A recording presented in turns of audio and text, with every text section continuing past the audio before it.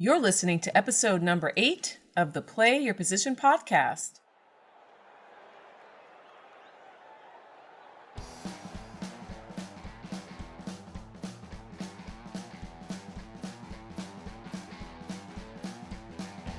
Welcome to the Play Your Position podcast, where your story matters and we make it count. Here's your host, Mary Lou Kaser. Let's get started.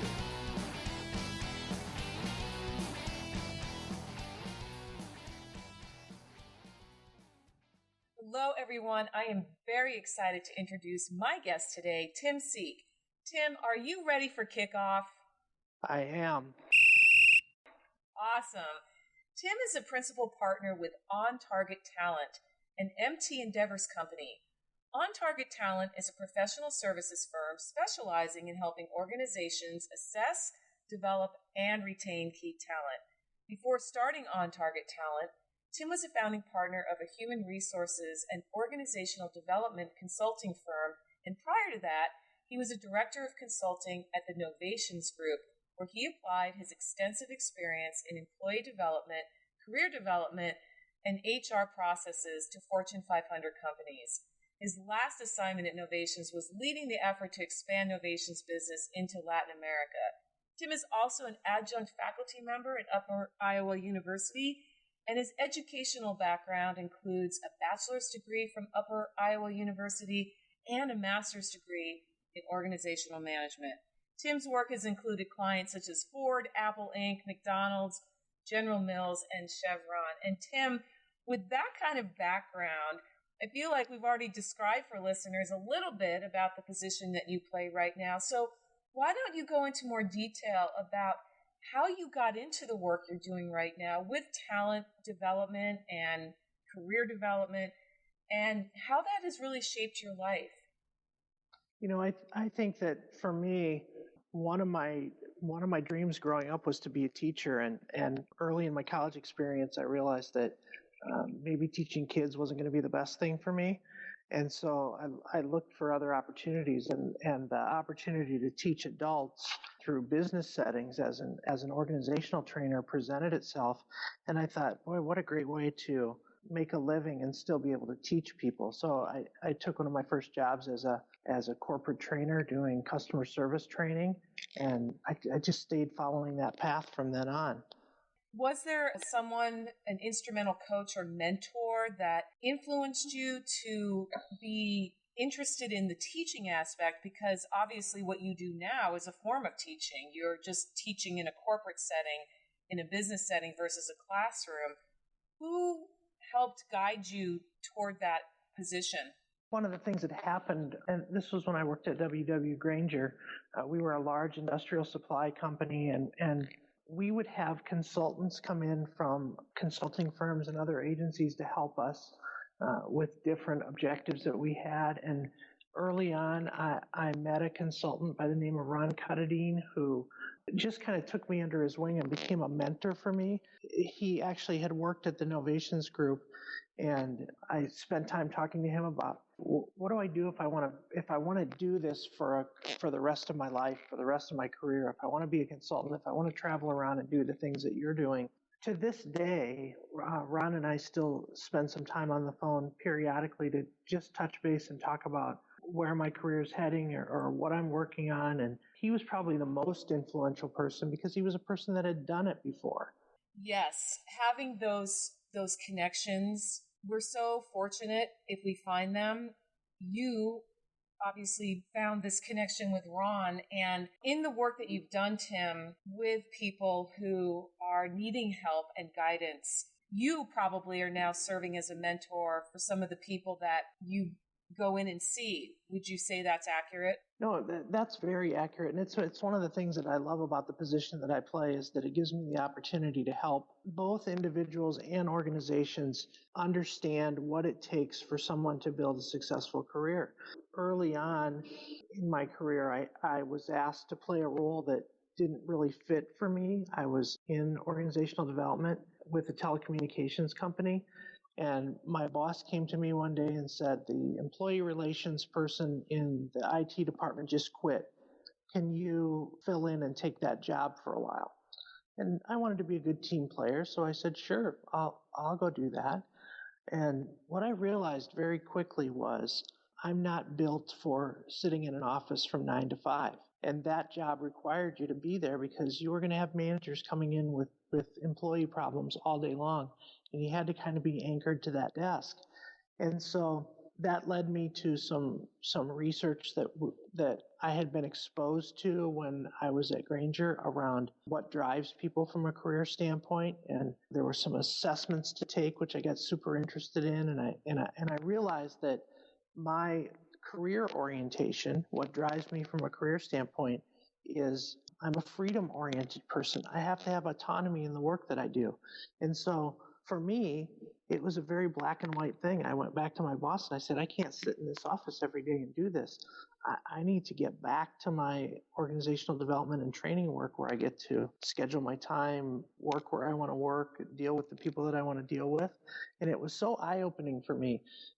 And so one of the things that I help people in organizations do is figure those kinds of things out for themselves, because if you're in a job that's dissatisfying, you have to be able to understand why it's dissatisfying or what could be more satisfying if you're going to be successful. That could not be more true. And what a perfect segue to the middle part, the heart of this show, which is move the chains, where you find yourself, the game is set, you're on the field, you've got to get that ball into the end zone, or if you're playing defense, you've got to prevent the ball from getting into the end zone. And you had that experience where, fortunately, you got to see that particular position in a 9 to 5 desk position was totally wrong for you.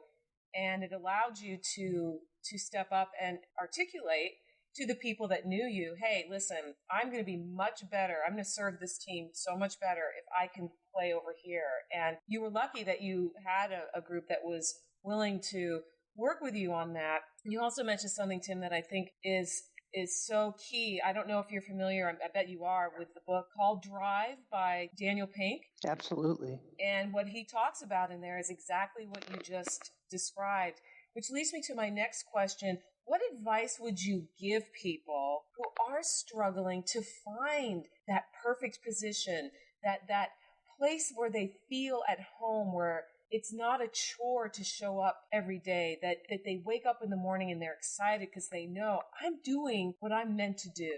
One of the things that I learned early on in my career, and I've seen over and over in doing this close to 25 years now, is that the organization that you work for will never be your biggest advocate for career development. That has to be you. That has to be the individual.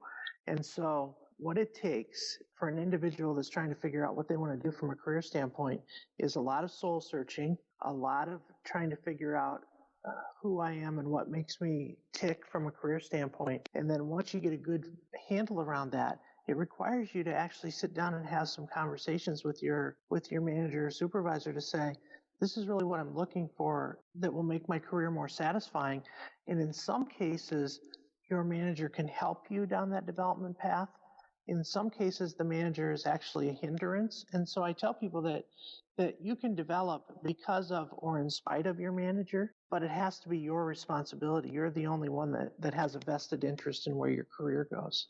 And without violating any kind of confidentiality, what was their story and their evolution of discovering a better position? Recently, I was working with a gentleman who had spent 25 years in the banking industry, and when he came to me, he said, "I'm just not really sure that banking is for me after 25 years of doing this."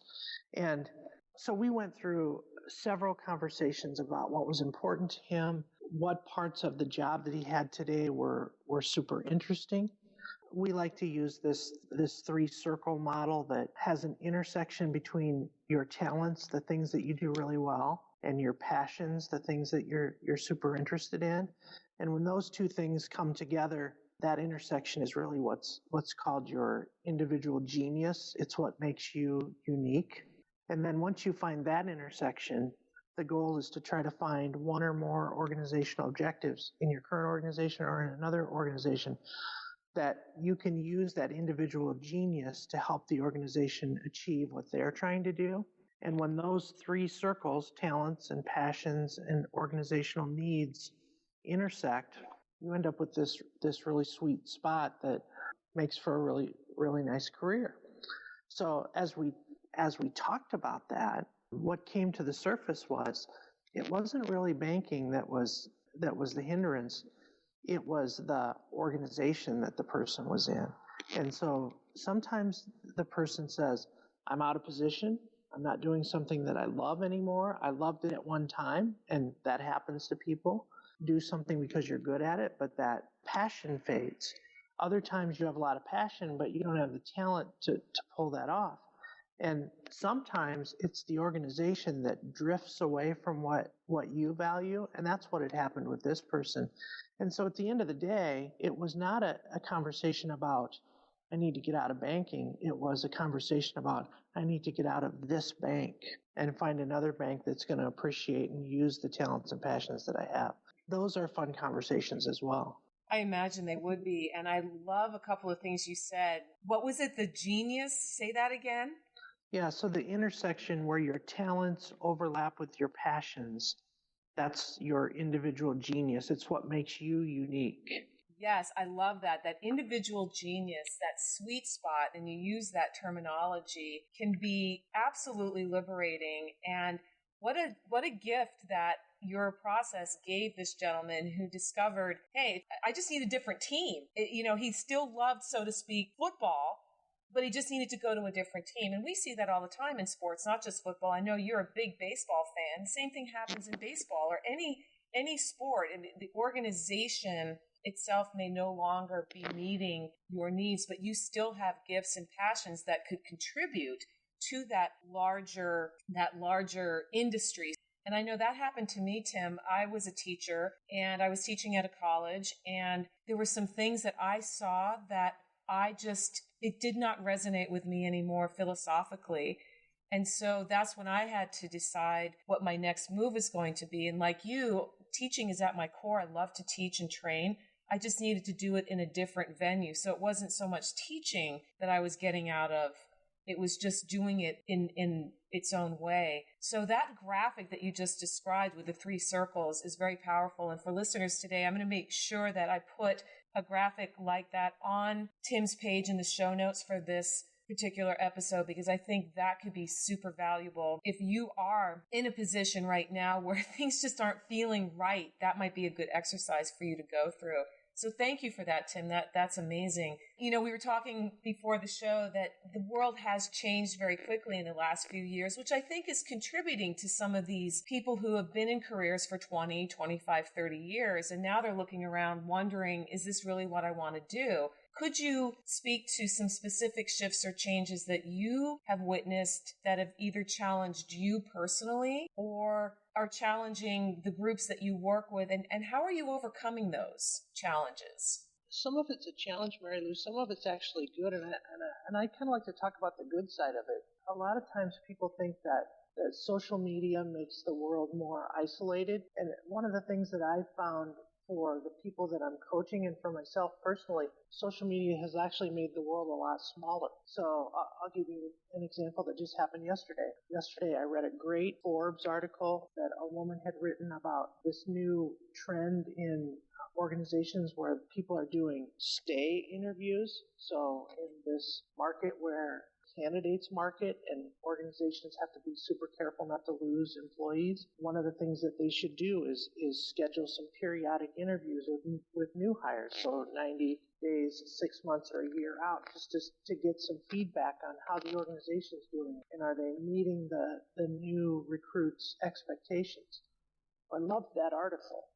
And so I sent a tweet to the author of the article. And within about 10 minutes, we were having a conversation about application of those concepts to some of the work that I'm doing. The number of people that I've met, interacted with, built relationships with through social media is, I never would have dreamed of it in the late 80s when I started my career. Well, Tim, that's how you and I met, quite frankly. Absolutely.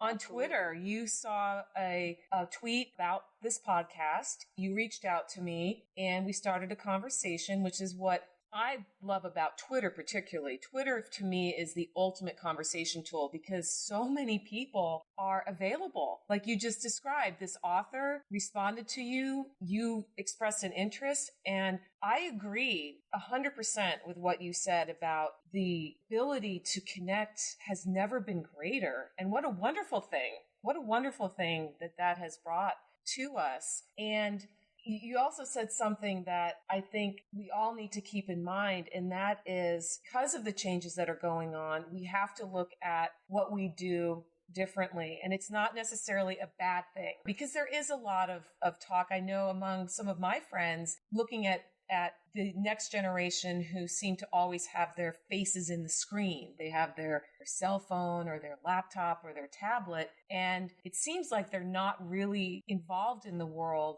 but they're actually as involved in the world. It's just in a different way. Absolutely.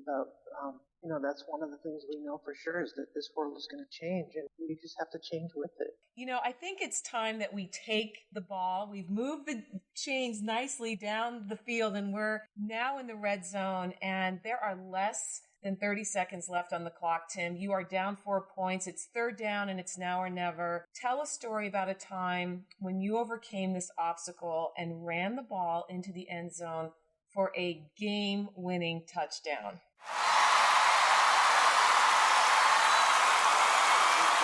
The culmination of all the things that we've talked about, the conversations that I had at the telecommunications company about my freedom, and what that ultimately led to was a move into the Innovations Group, which is the consulting company that we talked about earlier, reuniting with my mentor, who at that point had moved on from the Innovations Group. Just learning to have those development conversations with my manager and my coach on a regular basis led to the assignment, which I consider to be my career best, which is leading the efforts to get innovations work into Latin America. That was simply me going back over and over and over again saying, I want this assignment. I want to work with these people in Latin America. I want to build partnerships with people. It wasn't necessarily a promotion. It wasn't even a lateral move. It was a stretch job assignment. It changed my life. I built partnerships and friendships with people and organizations that I still have today. I'm still making trips to South America on a regular basis to work with partners that I had and had started with during that assignment. And I do know from something you said to me that you have a trip coming up soon. You're going to Bogota? I am going to Bogota. And why don't you describe for listeners what kinds of work do you do with this different culture that is in line with your position? Because I think that international flair, we live in a global world now where people who are in China and Brazil and Bogota and UK and Germany are just a tweet away. So when you go into a Latin American country, what do you do with the people that you work with there? So I'm working with a consulting group that's headquartered in Bogota. And we're doing the same things that we do here in the States because this is one of the things that I've learned in traveling to about 23 different countries in my career is that managers and employees wrestle with the exact same career development problems everywhere in the world that we do here. It happens in a different language, and sometimes it happens more quickly or more slowly, but they're the same challenges. And so what I'm doing in Bogota is helping to create some programs for organizations and managers to help people start to write development plans and have career development discussions. And it's just very rewarding. I love the universality of that statement is that managers and employees, no matter where we are in the world, struggle with the same issues, just in a different language. How powerful an insight is that? That to me is one of the big, that to me is another touchdown. You just scored 2 touchdowns, Tim, back to back. Oh, how about that? I love it.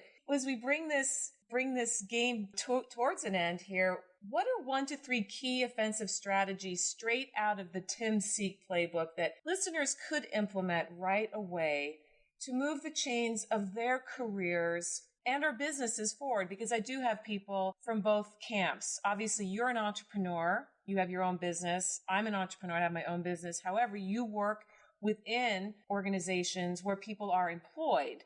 So I have that mixed listening audience. And so can you come up with a couple of little tidbits that people could say, yes, I'll take that right now and see what happens? There are really two things that I would stress, Mary. One is that the two most important things you can have in your career toolkit is, first and foremost, your own individual development plan. So it's different than your annual performance goals. This is a document that you write, which talks about you, the things that you're interested in and passionate about, the things that you're good at, and the things that you want to accomplish. And that plan is a living and breathing document. It's I heard someone say one time, it's half business plan and half marketing plan. So what is it that you can do, and how are you gonna sell yourself to whatever organization you work within? And then secondly, that plan doesn't do any good if you write it and then put it in a file folder and stick it in a drawer, or fold it up and put it in your back pocket. You have to have regular and ongoing development discussions with your manager. And those are discussions that you initiate, and it should be your time, and it should be about you, because regardless of how much your manager cares about you, they're not sitting around 8 hours a day thinking about how they can advance your career. So you have to keep selling yourself. Absolutely. 100% agree with that. And you can take the same concepts and apply to being your own boss. It's up to you. You can't wait for somebody to come. People aren't sitting around thinking, how am I going to advance the business of so-and-so? You've got to take that initiative, go out, do the business development, just like an employee would go to his or her manager and say, listen, I need 30 minutes of your time. Right? Absolutely. Beautiful. Those tips are just spot on, Tim. And I really appreciate you having the experience from your position to share those so authentically, and you've seen them work. You know that they will bring results. And at the end of the day, that's what we're all looking for, is we want ways that we can move the chains forward. We don't want to be sitting idle on the sidelines, just watching the game go by. We want to be active participants. And those two strategies right there, they're so simple, and yet they're so effective. Right. Simple's always best, right? All of these amazing tips and strategies that Tim has been sharing today are going to be available on the show notes page at maryloukaser.com/Tim Sieck, and that's SIECK. And Tim, what is the best way for people to connect with you online? Where is Tim Sieck hanging out these days? So I hang out mostly on our company website, which is ontargettalent.com, all one word. And I would love to connect with people on Twitter as well. And you can find me at @tsieck, TSIECK. Awesome. And those links will be available on Tim's page. So Tim, I want to thank you for your time today, for your generosity, for sharing some very valuable tips and insights, and your story. This was great. I really, really enjoyed getting to know you better. Thank you so much for having me. It was a pleasure. And that's a wrap. Thank you so much for listening to another episode of the Play Your Position podcast. I hope you enjoyed today's guest as much as I did. And remember, you can find the show notes from today's episode over at maryloukaser.com/podcast. I would also so appreciate it if you would take a few minutes to leave me a quick 5-star review on iTunes so more people can find this program and benefit from the wisdom my guests share. I look forward to seeing you on future episodes, and in the meantime, it's a great day to get out there and play your position.